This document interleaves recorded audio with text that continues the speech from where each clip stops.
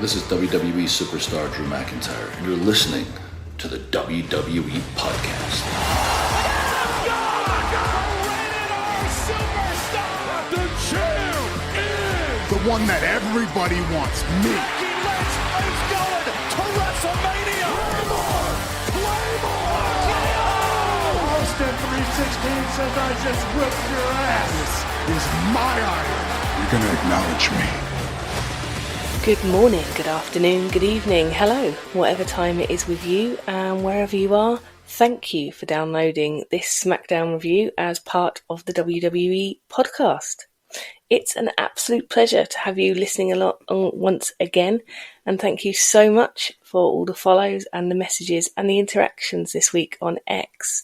For anyone who hasn't done so yet, please come and follow me on X for some week time wrestling chat, interaction and some banter. I am at Amanda SD Pod. That's at Amanda SD Pod.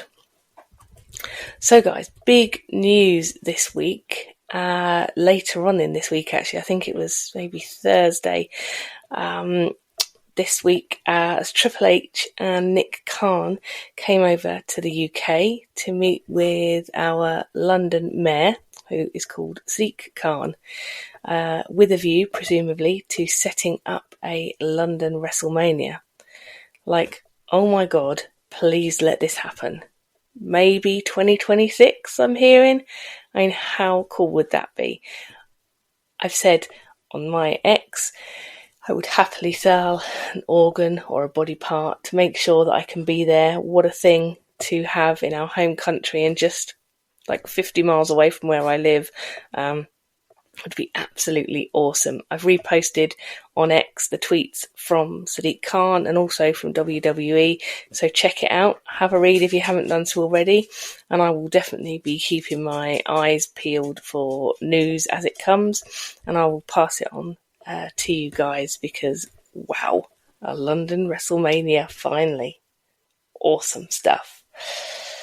It looks like the card for SummerSlam is taking shape nicely, and it also looks like we are getting more matches than we've been used to over recent PLEs, which is fab. More the merrier, I say. And if they are in fact trying to build SummerSlam into a 2-night event eventually, which I believe is happening in a couple of years' time, then obviously they're going to need to follow the similar match format to WrestleMania.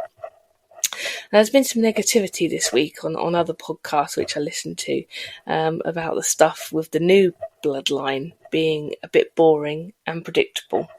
I disagree with those opinions. I understand that the ending of the last couple of SmackDowns has been similar, but I think you can see from that they're obviously building towards a great finish, which we hope to be the OG bloodline, plus others, maybe, possibly. It isn't as though they're just rolling out the same old finish because they haven't got any other ideas, like perhaps in days gone by. But I'd love to know your thoughts. So give me a shout on X and let me know what you think.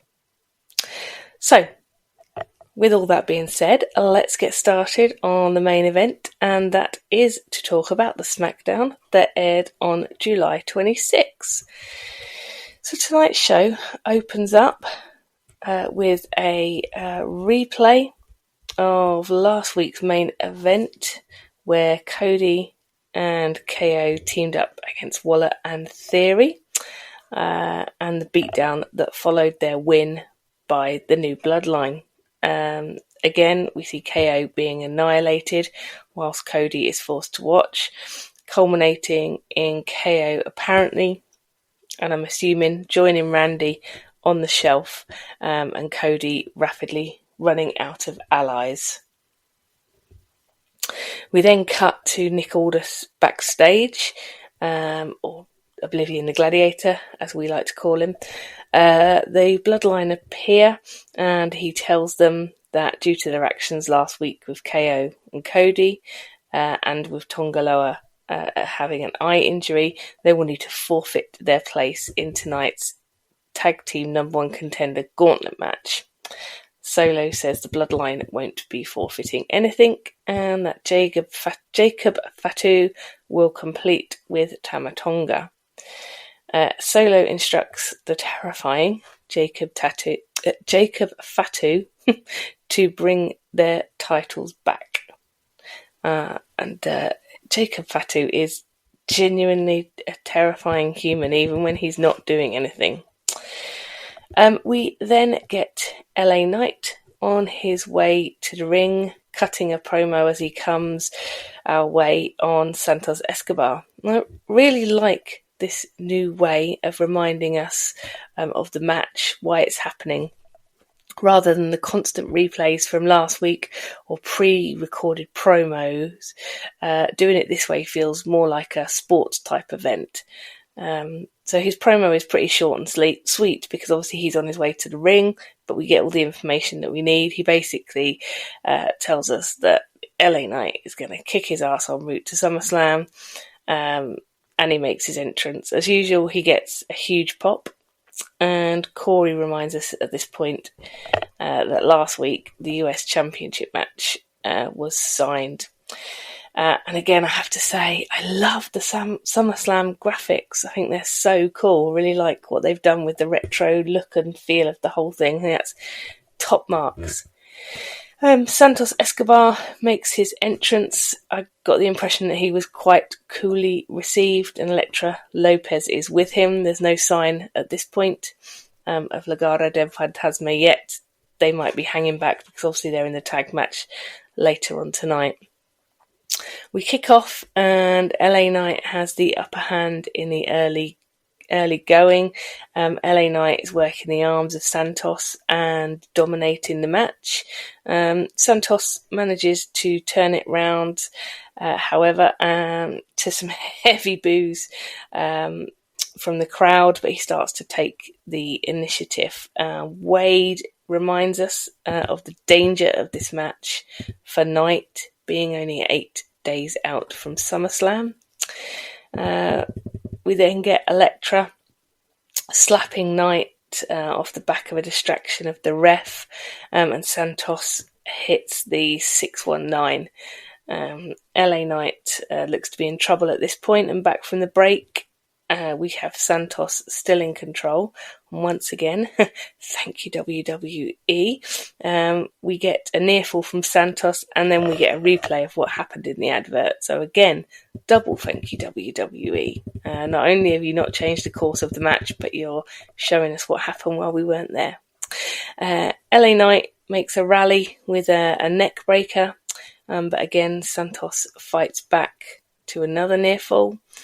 Santos wastes some time doing some trash talking in the corner, and takes a while too long about his next move, which allows Knight to mount his comeback with a flurry of pretty fab moves in the corner. We get a DDT from Knight, leading to a close 2 count. Knight has Santos up on his shoulders for a torture rack submission, but again Elektra makes her presence felt by popping up onto ringside, distracting Knight, which makes him put Santos down, and this allows Santos back in, but Knight counters into a power slam. Logan Paul then shows up and is flattened by Knight before he can have any effect. Santos tries to take advantage, but gets a BFT from Knight, who takes the win. Now Logan Paul comes into the ring to pick the bones and starts to beat down Knight, but Knight fights back, gets the better of Paul until Escobar steps in and the heels team up to beat down Knight. This was a decent match. I enjoyed it, kicking off tonight's show. I like that they're keeping Logan Paul involved and that he's shown up again this week. It certainly feels like it's going to be a great SummerSlam match. I am looking forward tonight, hopefully knocking that smug look off Paul's face and taking his title. As we all know, I am no fan of Logan Paul. Wade and Corey then go to great lengths to tell us that Knight's chances at SummerSlam have been severely affected here tonight.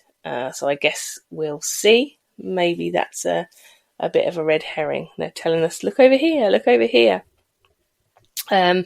Next, we are taken back 2 weeks. If you remember, we had the match between Naomi and Blair Davenport, which Naomi won, and we're shown then the subsequent attack backstage from Blair Davenport.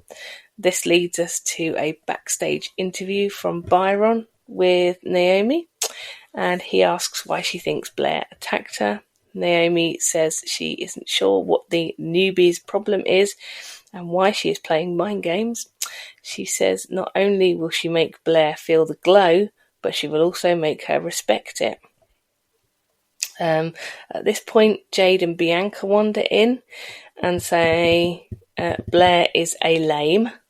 I'm not quite sure that was the word they were going for, but yes, Blair is a lame apparently, and she is going to get what's coming to her, as are the champs, Isla and Alba. Bit of a weird segment, bit of a weird shoehorn in there of, look, Jade and Bianca, they're here and they're still talking about the tag team titles.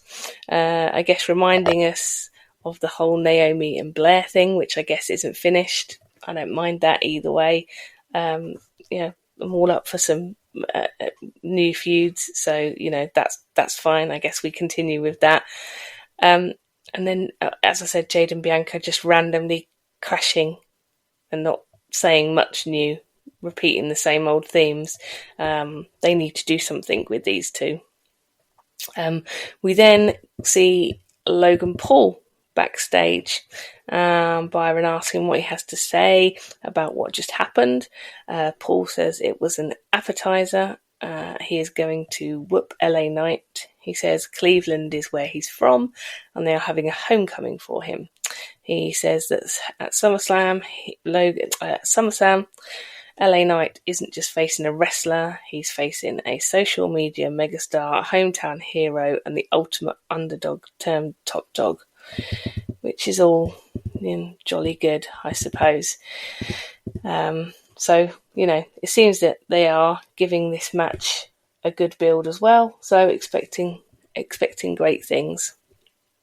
Next up, we've got Jade and Bianca making their entrance to what sounded like a decent reaction from me. I have to say, Jade looks spectacular. Both her costumes, her outfits that she's wearing, but also, she's in such great shape. She looks every part WWE superstar, and the commentary team really talk up Jade specifically. Seems to me that working with Bianca is having the desired effect. Jade seems to be getting more confident, certainly seems to be getting more established and more over with the crowd as well, and her general work seems to be getting better. Corey mentions that Isla and Alba have no desire to defend their titles against Jade and Bianca, which seems to be pretty fair. Bianca says Alba and Isla have been ghosting them since they won the titles at Clash at the Castle. Again, seems to be a pretty fair point, but then Alba and Isla's music hits, and while everyone is distracted looking at the entranceway, the champs attack them from behind. They briefly get the upper hand, but Jade pulls off a pretty amazing move where she has Alba lifted directly above her head like a power lifter type move, and chucks her straight out of the ring onto Isla, leaving the champions in a heap on the floor. Surely I think we must be building to a championship match here. Surely that couldn't be match number 8. I think it would be match number 8 at SummerSlam. That would be too much, surely, but I suspect we will find out. We then get told that Cody isn't here because he's on tour in Japan, but we will be getting an exclusive interview with him later on tonight, which is good. And we head backstage where B-Fab and the Street Profits are getting hyped up for the tag team match. And Terence Crawford joins them and says he will be watching tonight and wishes them luck.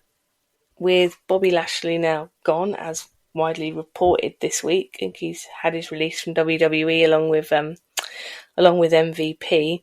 I wonder what will happen with these three. Will they split out BFAB, or are they just going to continue to sort of hang out together, never mention Bobby again? That's probably it. That seems to be the WWE way. Up next, we have the number one contenders Gauntlet match for the tag team titles.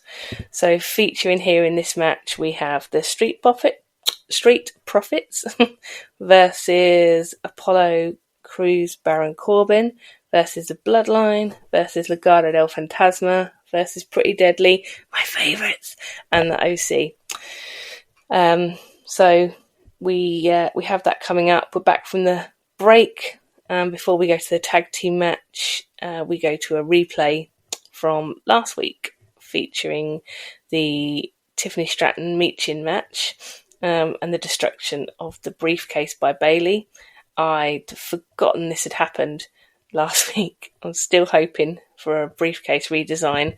Fingers crossed.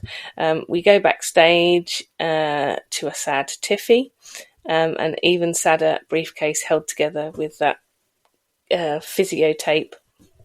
Nia comes along and says that he's getting her a new briefcase and not to be sad.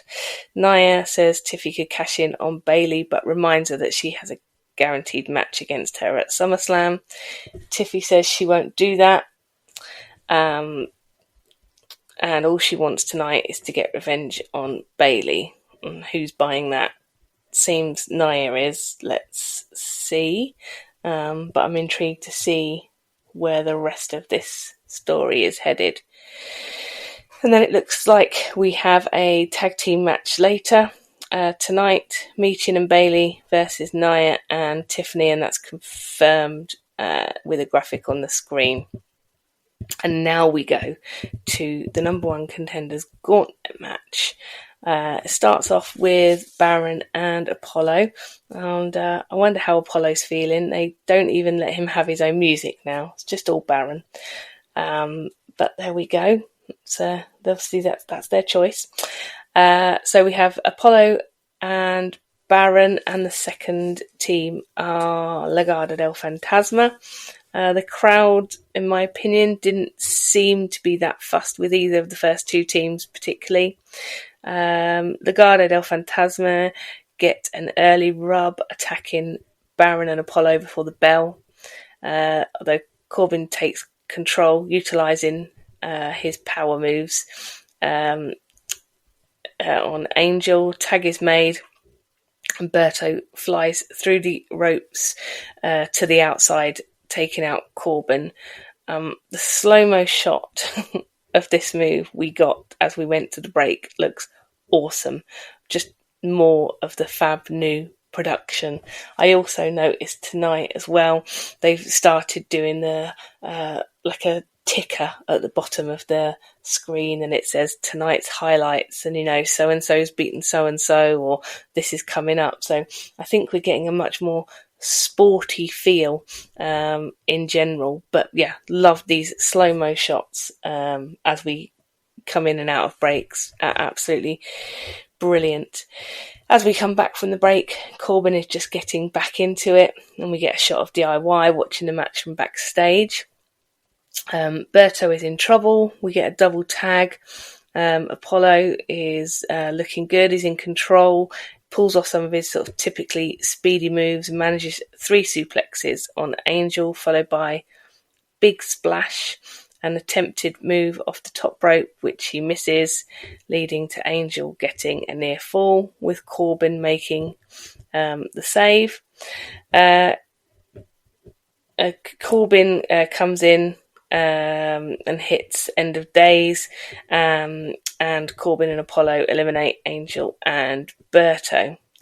Next down to the ring to a huge pop are the Street Profits. And so I'm struggling with that word tonight. It's Profits, not Poffits. I'm very sorry. So the next are Street Profits.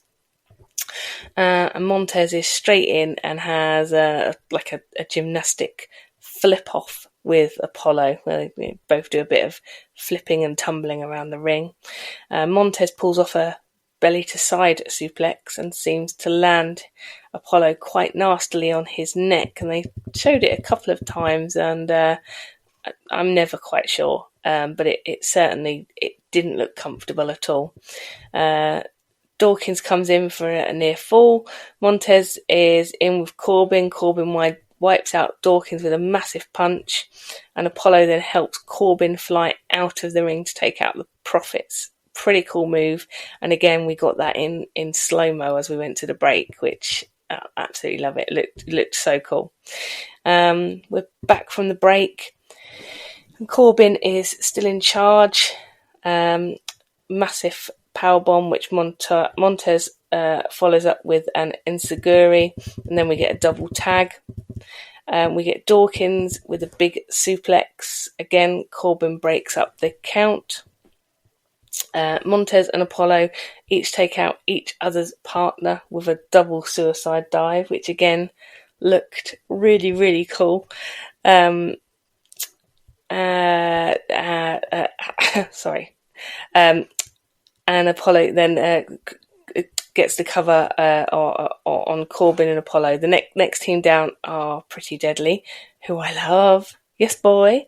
And they make an immediate attempt to sneak up behind and cover Dawkins, but fail another couple of times. They try the same thing. God loves a trier, but it's not working. We now get the Street Profits taking back a charge and utilising, obviously, their amazing tag team chemistry and with some brilliant double team moves.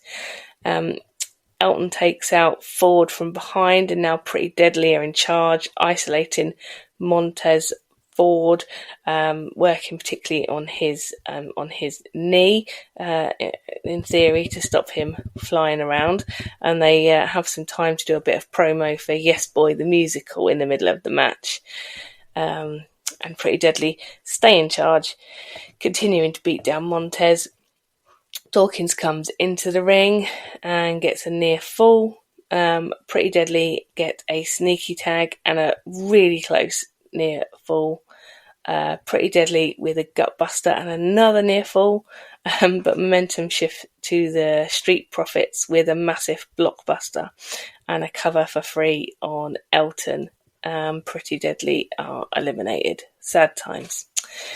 Next down to the ring are the OC, and as we come back from the break, the OC are in charge, working on an already pretty beat down Montez. Gallows comes in and pretty much knocks Montez's head off with a clothesline, and the OC get a few near falls. Gallows has Montez in a chokehold. He tries to mount a fight back with a DDC. Anderson is in and stops the tag. Montez does finally get a tag, and Dawkins flies out of the ring, almost beheading himself on the announce desk, taking out the OC, and doesn't even seem to notice that he's done it. And from nowhere, Dawkins gets the pin, and the OC are eliminated. And now here comes the terrifying, terrifying bloodline. Eek. So they take their time on the entrance, and as we come back from the break, the bloodline are firmly in charge, to say the least. The crowd are chanting, "We want Roman," and Solo could not care less. And he takes advantage of a distraction to help destroy Dawkins further. Jacob Fatu, absolute beast, continues the beatdown in the ring and looks pretty much unstoppable. I also think he tried to bite Dawkins' fingers off, and Dawkins managed to make some space as Jacob Fatu is stunned with a miss. He goes into the ring post, I think. Montez is in against Tamatonga. They exchange some good moves. Montez flies from the top with a crossbody and a near fall. Montez goes up again, but is stopped by Tama Tonga ripping him off the top. And another near fall, broken up this time by Dawkins. Montez again from the top. Tonga misses and is smashed by Fatu. Fatu with a DDT followed by a moonsault, which he does incredibly elegantly. He absolutely shouldn't be able to move around like that, but he does, and it's a beautiful thing, and get the victory. So the Bloodline are now the number one contenders. The Street Profits made a great account of themselves tonight in a great match overall. All the teams were brilliant.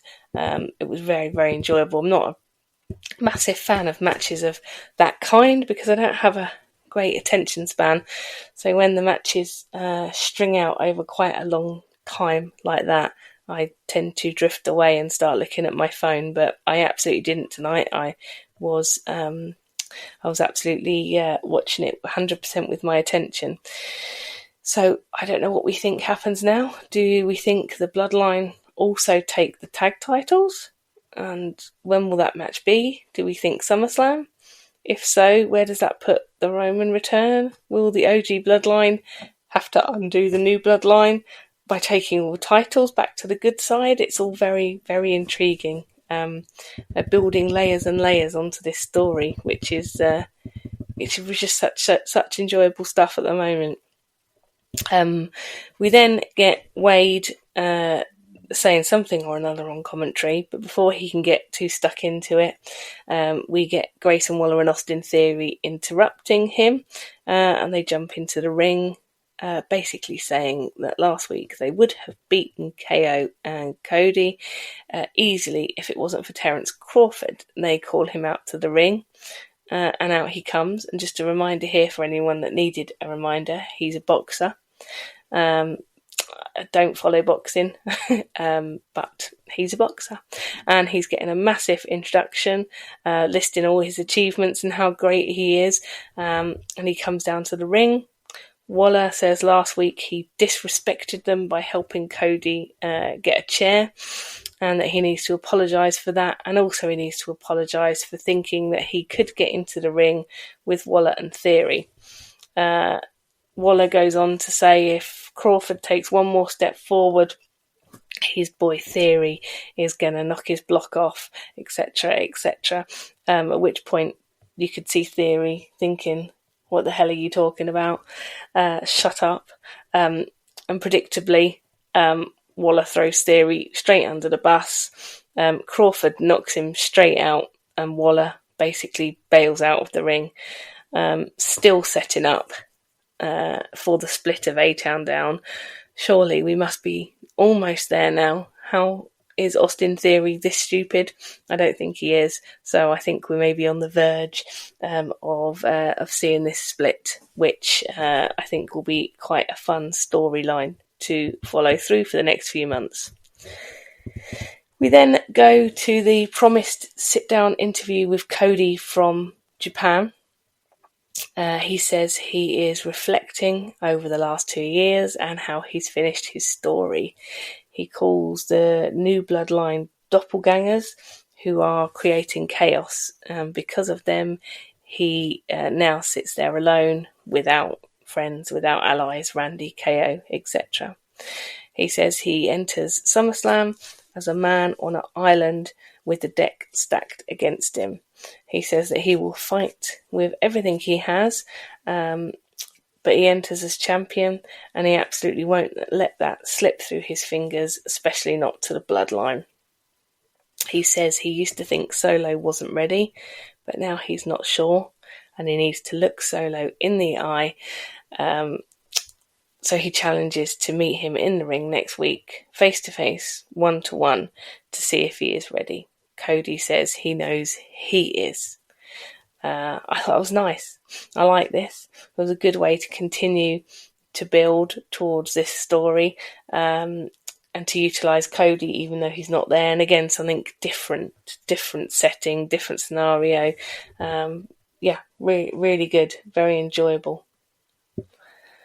And then we have it confirmed that Bianca and Jade will get their tag team championship match next week on SmackDown, not on SummerSlam. And I think at this point I'm predicting a win for Jade and Bianca and a pre-SummerSlam title switch. But we all remember how my Money in the Bank predictions worked out, so I wouldn't bet your house on that. We also have confirmed that the men's tag team titles will be on the line next week on SmackDown, again, not SummerSlam. DIY versus the Bloodline. Now, surely the Bloodline won't lose. Could it be a double tag team title switch? Could be. That would be pretty awesome. Next week's SmackDown is shaping up pretty decent already. Although, isn't Johnny Gargano from Cleveland? That might not be right. I have a dusty memory somewhere in here that he is from Cleveland. So surely if that's the case, maybe the Bloodline do lose. But how? Because they're so strong at the moment. How would they take the loss? Perhaps some shenanigans. I don't know. We also have Logan Paul confirmed for next week's show, billed as a homecoming. Hope he gets his ass booed right out of Cleveland. We then go back to the locker room where we have a chat with Andrade following his victory against Carmelo Hayes last week. Byron asks what is next, and Andrade starts to talk about the US title, only to be interrupted by the ever so very much confident Carmelo Hayes, who says it's not over till I win, you only won once, blah blah blah. Hayes said it's his time, and Andrade agrees to one more match. So we continue down that path, and that's fine. It was a great match last week, and worked wonders for both of them. I did think that the comment by Carmelo during this segment where he said you were gone for 2 years and no one in the crowd even noticed you, something like that. That was slightly harsh. I think we're all very pleased to see Andrade, and I don't think that's a fair comment. Anyway, so last out tonight we have Michin and Bayley versus Tiffany and Nia. And as Michin is making her entrance, she is jumped from behind by Jax and Stratton, who certainly seemed pumped and ready to go here. They beat down Michin quite seriously on the outside of the ring. And in what seems like taking the longest time, slowly out comes Bayley, finally. Where was she? Surely she was coming out next after Michin. Why did it take her so long to come out? Anyway, so finally, Bayley shows up, and kendo stick in hand. Michin seems pretty beat up after the attack, and it looks like it will be a handicap match. Bayley kicks us off and gets a very early advantage on Stratton, but it doesn't last. Stratton takes control with some of what we're getting used to, her amazing moves. Again, Bayley starts to mount a fight back, gets an early 2 count on Stratton, whilst Wade is bigging up Michin's injuries on the outside, emphasising that Bayley is on her own. Whilst Stratton takes charge in the ring, Bayley counters for another 2 count. Michin pops back up onto the apron, and then all too soon, Nia drops her again, once and for all, on the outside. Stratton takes out Bayley in the ring, and as we come back from the break, Bayley is being double teamed in the corner by Jax and Stratton. Again, Bayley tries to mount a fight back, but soon gets overcome by Jax. A tag gets made and Stratton is back in. Gets Bayley in a chin lock, and the crowd are doing their best to rally Bayley, but really nothing doing here. Jax is back in, slams Bayley for another near fall. Stratton goes across the ring doing her gymnastic tumbling routine, but is caught by Bayley, who goes for a Bayley to belly as Michin again makes it to the apron. Jax stops the tag, and Bayley continues to be beat down. Finally gets the tag, and Meechin is in the match at last. Stratton spiked and a near fall for Meechin. Jax is taken out. Meechin misses with a crossbody. Tag is made, and Bayley comes from the top with an elbow, and Stratton breaks the count barely. And Stratton takes out Bayley with the Money in the Bank briefcase behind the ref's back, and Jax hits the Annihilator for the win. Bayley got beat down here so much, I'm wondering if somehow she retains at SummerSlam, because she just got absolutely smashed tonight. So maybe there's a bit of hope that Bayley will actually retain.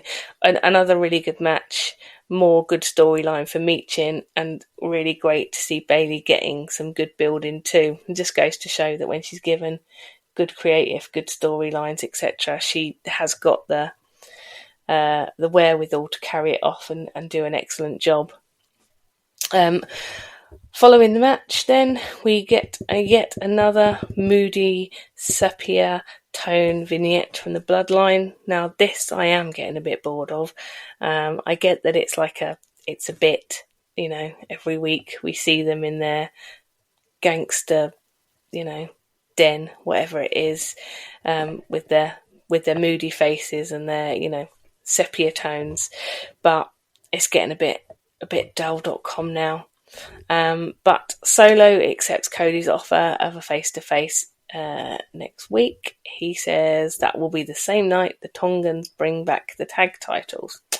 He says if Roman has a problem with it, he knows where to find him. And this is the first time I can remember that we actually see Roman Reigns in this context, and we actually see a video clip of Roman. Made me wonder if Roman comes back next week on SmackDown, pre-SummerSlam, and that would certainly even the odds without KO and Randy on the scene. But I don't know. I don't feel like I want to second guess WWE at the moment because they've got us all turning in circles.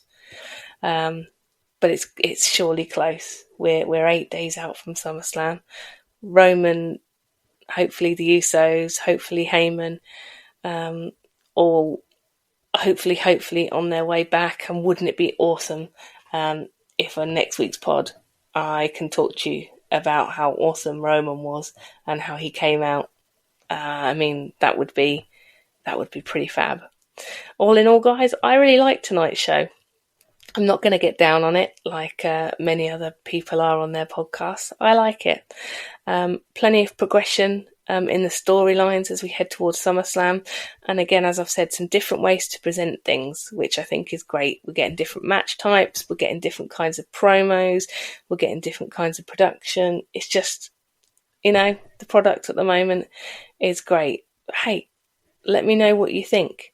Let me know what you think about everything.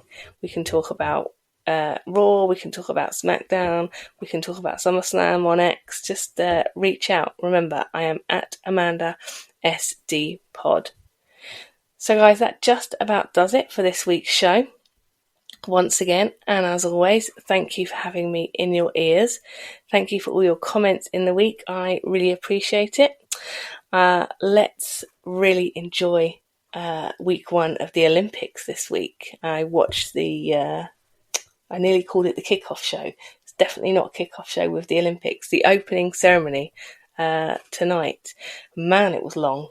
I think they maybe underestimated the length of the Seine River, but it was a fun show, and I'm really pumped, ready for the Olympics this week. So let's enjoy that. Whatever you do this week, I hope you have a good one. And until next time, remember, be kind. Thanks for listening to the WWE Podcast. Don't forget to subscribe on your favorite podcast app so you don't miss a show, or head to WWEpodcast.com. And for all of these shows ad-free, head over to patreon.com/WWE Podcast. Until then, we'll see you next time.